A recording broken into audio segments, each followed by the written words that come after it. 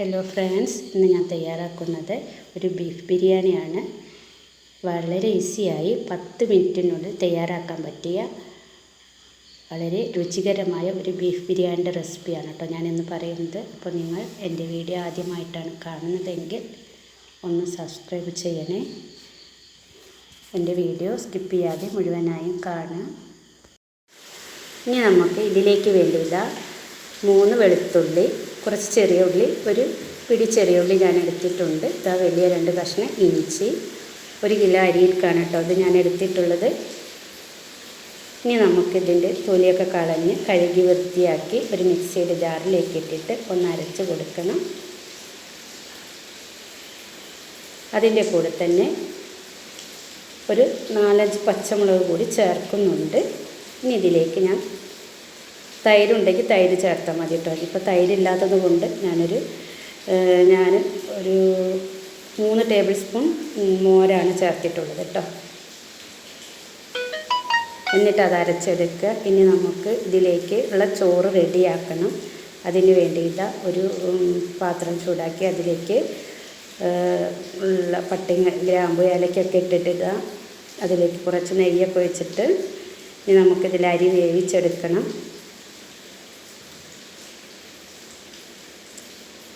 ഇതിലേക്ക് ഒരു മുറി ചെറുനാരങ്ങയുടെ നീര് കൂടി ഒഴിച്ചെടുക്കുന്നുണ്ട്.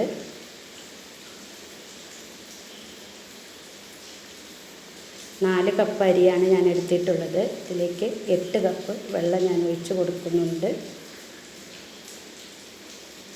ഇനി ഇതൊരു 3/4 ഭാഗം വെന്ത് കിട്ടിയാൽ മതി കേട്ടോ.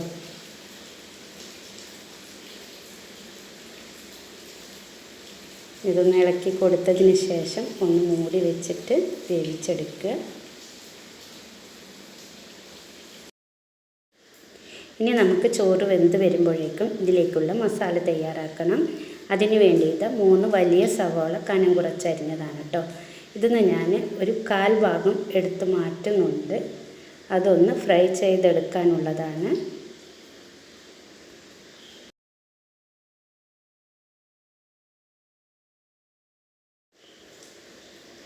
അപ്പോൾ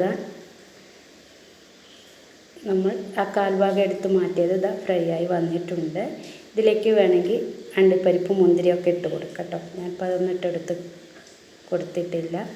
ഇനി നമുക്ക് നേരത്തെ മാറ്റി വെച്ച ഉള്ളി ഇതിലേക്ക് ഇട്ട് കൊടുക്കാം. അതിൻ്റെ കൂടെ തന്നെ 3 വലിയ തക്കാളിയും പിന്നെ നേരത്തെ നമ്മൾ അരച്ച് വെച്ച ഇഞ്ചി, വെളുത്തുള്ളി, ചെറിയുള്ളി, പച്ചമുളകൊക്കെ അല്ലേ അതിൻ്റെ പേസ്റ്റാണ് ഇതിലേക്ക് ഇട്ട് കൊടുക്കുക.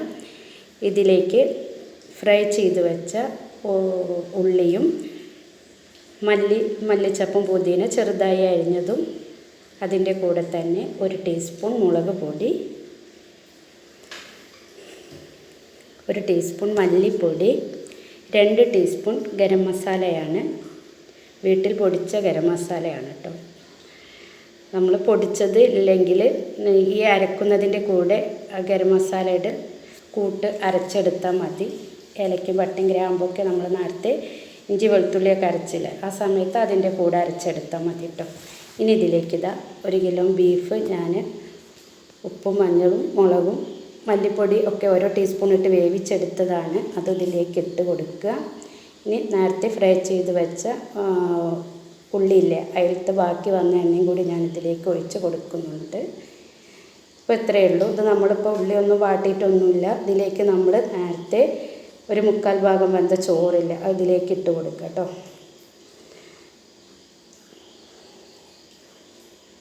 വളരെ ഈസിയാണ്, നല്ല ടേസ്റ്റിയാണ്, പെട്ടെന്ന് തയ്യാറാക്കാൻ പറ്റും. അപ്പോൾ ഇങ്ങനെ ഒന്നും ഉണ്ടാക്കിയില്ലെങ്കിൽ ഒന്ന് ഉണ്ടാക്കി നോക്കുക. ഇനിയിപ്പോൾ ചോറ് മുഴുവനായി ഇട്ട് കൊടുത്തിട്ടുണ്ട്. ഇനി ഇതിലേക്ക് കുറച്ച് ഉള്ളി ഫ്രൈ ചെയ്തതാണ് അതിലേക്ക് ഇട്ട് കൊടുക്കുക. ഇനി ഇതിലേക്ക് വേണ്ടത് മല്ലി പുതിന ഇലയാണ്, അത് ഇതിലേക്ക് ഇട്ട് കൊടുത്തിട്ടുണ്ട്. ഇനി ഇതിൻ്റെ കൂടെ തന്നെ കുറച്ച് നെയ്യ് കൂടി ഒഴിച്ച് കൊടുക്കുന്നുണ്ട്. 2 ടേബിൾ സ്പൂൺ നെയ്യാണ് ഞാൻ ഇപ്പോൾ ഇതിൻ്റെ മേലെ ഒഴിച്ച് കൊടുക്കുന്നത്.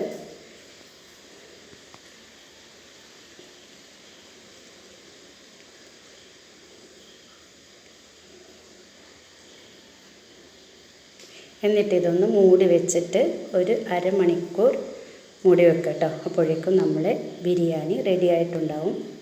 കണ്ടില്ലേ, ബിരിയാണിയൊക്കെ റെഡിയായി വന്നിട്ടുണ്ട്. ഇതൊന്ന് ഇങ്ങനെ തന്നെ വേണമെങ്കിൽ ഇങ്ങനെ തന്നെ കഴിക്കാം, അല്ല നല്ല മിക്സാക്കി എടുക്കണമെങ്കിൽ അങ്ങനെയും ആക്കി എടുക്കാം കേട്ടോ. അതൊക്കെ നിങ്ങളുടെ ഇഷ്ടം പോലെയാണ്. ഞാനിതിപ്പോൾ ഒന്ന് മിക്സാക്കി കൊടുക്കുകയാണ്. ഇപ്പോൾ ഇത് ചോറൊക്കെ നല്ല പാകത്തിന് വെന്ത് കിട്ടിയിട്ടുണ്ട്. കണ്ടില്ലേ, ഈ ബിരിയാണിയുടെ ഒരു പ്രത്യേകത എന്ന് പറഞ്ഞാൽ ഇതിൽ ഞാൻ എണ്ണ ചേർത്തിട്ടേ ഇല്ല. നമ്മൾ നേരത്തെ ഉള്ളി ഫ്രൈ ആക്കിയപ്പോൾ ഉള്ള കുറച്ച് എണ്ണ അത് മാത്രമേ ചേർത്തിട്ടുള്ളൂ കേട്ടോ.